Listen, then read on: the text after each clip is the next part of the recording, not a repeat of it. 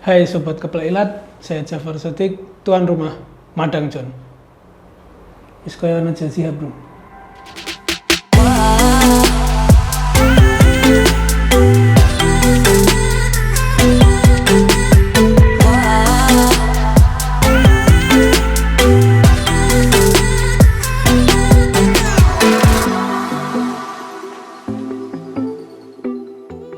Hari ini di konten perdana kita mau mereproduksi sesuatu yang baru.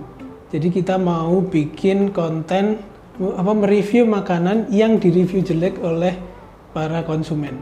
Jadi biasanya kalau orang beli makanan lalu direview itu kan biasanya mereka nge-reviewnya kalau nggak di Google ya di aplikasi GoFood, GrabFood dan sebagainya itu. Jadi kita akan melakukan klarifikasi langsung ke makanannya, bukan menanyai makanan, tapi mereview langsung apakah benar-benar makanan yang direview jelek itu nggak enak atau apa. Karena kan biasanya kalau makanan direview jelek bukan cuma makanannya yang nggak enak ya, bisa jadi pelayanannya atau mungkin terlalu lama dibuat atau penjualnya nggak ramah atau apa, nanti kita coba buktikan. Kita benar-benar dari nol, jadi kita akan coba cari. Kalau biasanya kalau youtuber kuliner itu mereka sudah punya referensi dari penontonnya, kalau kita beda. Jadi kita akan cari sendiri, jadi kita akan cari masalah sendiri. Dan yang paling populer biasanya adalah Google.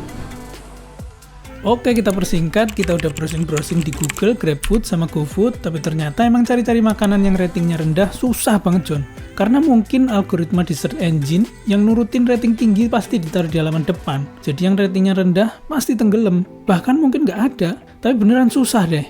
Kalau udah ketemu pun ternyata resto baru dan yang review baru dikit. Lantas kita bikin lebih spesifik pakai frase kunci burger di Solo. Tadinya pengen mie ayam, tapi nggak ketemu. Setelah browsing sampai dasar, akhirnya ketemu juga namanya Luna Fry 30. Ini resto, John, yang komen, aduh, ngeri pokoknya. Rating di Google 2,5 dari 5 bintang. Pas kita cek, tempat ini kehubung sama Instagram yang namanya juga sama. Tapi pas dicek ternyata agak aneh sih. Semua gambar diupload Februari tahun ini, nggak pakai caption lagi. Udah gitu, akun bisnisnya kategorinya kesehatan sama kecantikan. Nah dari Instagram ini nih kita tahu mereka juga jualan di GoFood. Ternyata di GoFood ratingnya juga rendah, John. Yang komen itu juga ngeri pokoknya. Tapi sayang di GoFood close, jadi kita hubungi via WhatsApp. Baru kita mulai bisa pesen itu. Nah pengalaman pesen ini nanti kita ceritain. Tadinya kita cari burger, ternyata nggak ready. Akhirnya kita pesen corn dog, tteokbokki sama tom yum. Yang datang corn dog sama 2 mie kuah. By the way, ini corn dognya 12.000, tteokbokkinya 18.000 sama tom yum 20.000 rupiah. Ya, akhirnya datang. Ya tadi ada yang kurang sedikit. Yang ngirim akhirnya kurirnya dari resto atau tempat produksi makanan ini bukan GoSend. Dan itu kalau dilihat dari ongkos kirimnya memang lebih murah. Mungkin itu pertimbangannya jadi kirimnya via kurir gitu. Jadi fun fact ya, tadi itu sebenarnya awal-awal saya pribadi pengen nyari mie ayam yang rating rendah. Tapi sulit, ternyata hampir nggak ada. Terus nyarilah burger yang rating rendah. Akhirnya dapat yang ini tadi, namanya Luna Fry 30. Akhirnya dapat, bisanya pesen lewat Gojek, GoFood. Setelah dicek di GoFood nggak bisa. Terus kita pesen ke yang punya langsung lewat WhatsApp pakai kurir. Akhirnya diantarkan. Nah itu pas pesennya juga pesen burger nggak dapet. Akhirnya kita pesen corn dog, tteokbokki sama tom yum. Yang ternyata yang datang mie.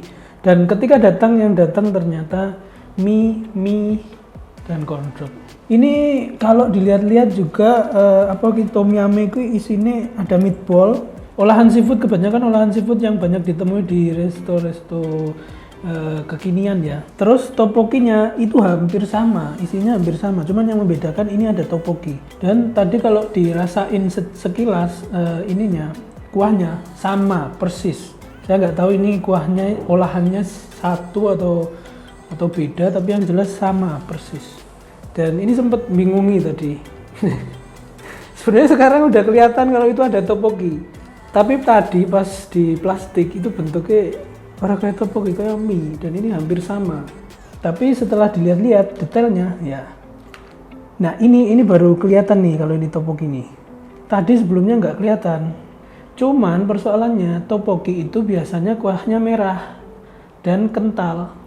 Apakah ini topoki gaya baru atau mau disesuaikan dengan lidah Indonesia? Nanti kita coba kira-kira rasanya seperti apa. Ini kalau si Vladimir Putin lihat ini, dia mending jadi wali kota Honduras.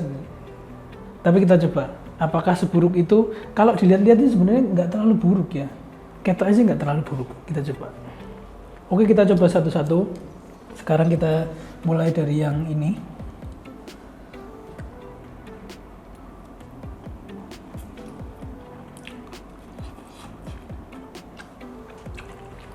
Oke, baru dirasain langsung kelihatan. Gue minta jajal pak, ya? Iya, kayak uji nyali iki. Sumpah. Iki kasinen. Ini kasinen, mohon maaf ini. Kalau ini coba.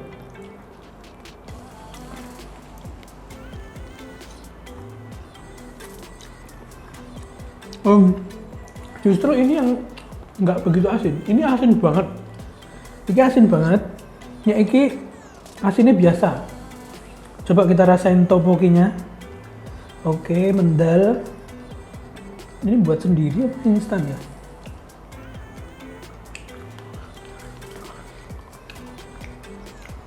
Ya ini khas topoki instan nih sebenarnya. Coba lagi.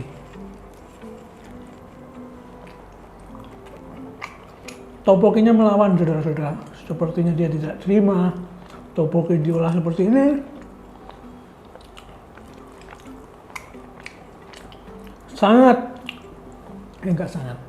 Cukup resisten. Bayi nggak bisa ngunyah nih. Jangan dikasih bayi. Jangan dikasih orang yang punya darah tinggi. Karena orang kalau punya darah tinggi pesan ini sama emosi nih. Bukan karena rasanya sebenarnya nggak terlalu buruk sih, cuman suwe banget pesannya. Masuk kita proses komunikasi dari jam 10.35 datangnya 13.15, itu pirang jam gue 2,5 jam. Bayangno kuwi luwe asam lambung udah sampai otak. Makanan pendukungnya ini sebenarnya lumayan sih, yang bisa dimakan yang ini tertolong sama makanan pendukungnya ini.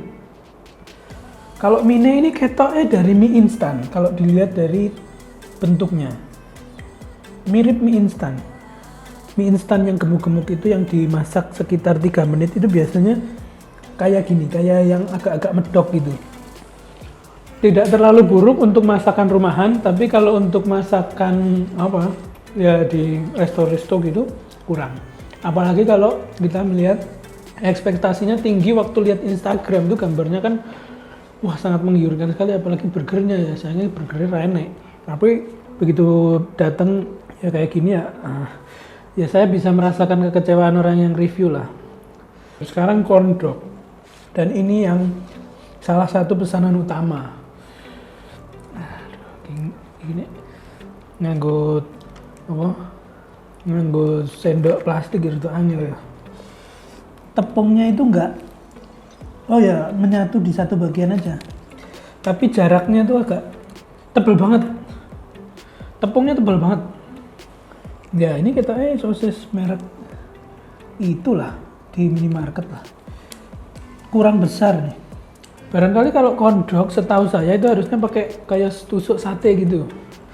Jadi kalau ngambil gampang tinggal nyop-nyop gitu. Kalau pakai gini kan kita harus pakai sendok, dan ini tadi juga nggak disediain sendok sama yang ngirim ini gitu. Kita coba.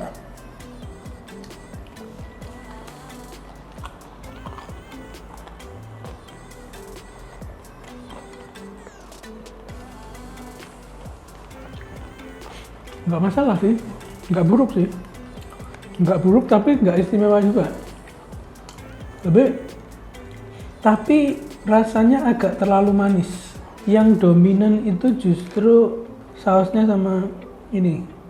Orang Indonesia biasanya kan seneng rasa yang tajam ya. Barangkali kalau jadi jajanan pinggiran mungkin orang juga seneng nih. Lumayan kok, ini lumayan. Oke, kita udah selesai di kesimpulan. Jadi kalau kita bikin kesimpulan satu persatu, pertama soal makanan dulu, soal rating makanan. Kalau tom yum secara rasa kurang ya, terlalu asin, lalu kuahnya juga jadi masih belum seperti kuah tom yum, lebih ke ya kuah asin, kuah gurih biasa gitu. Dan mie-nya ini juga mie instan sepertinya, jadi cita rasanya sederhana banget.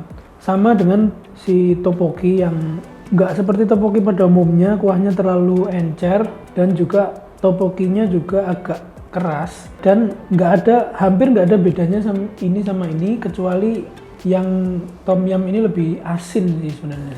Jadi kalau saya kasih rating ini mungkin bintang berapa? Bintang 2 kali.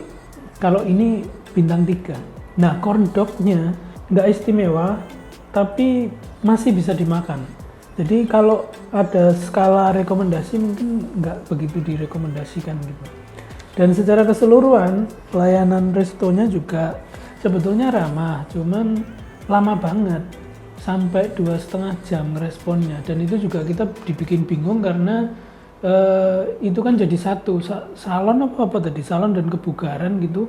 Terus sama makanan. Terus kalau kita mau ordernya juga ngeresponnya lama. Kalau kita kasih bintang untuk overall, untuk pelayanan dan juga rasa makanannya mungkin kita kasih bintang 3 paling maksimal atau bintang 2. Dan catatan yang paling berat tentang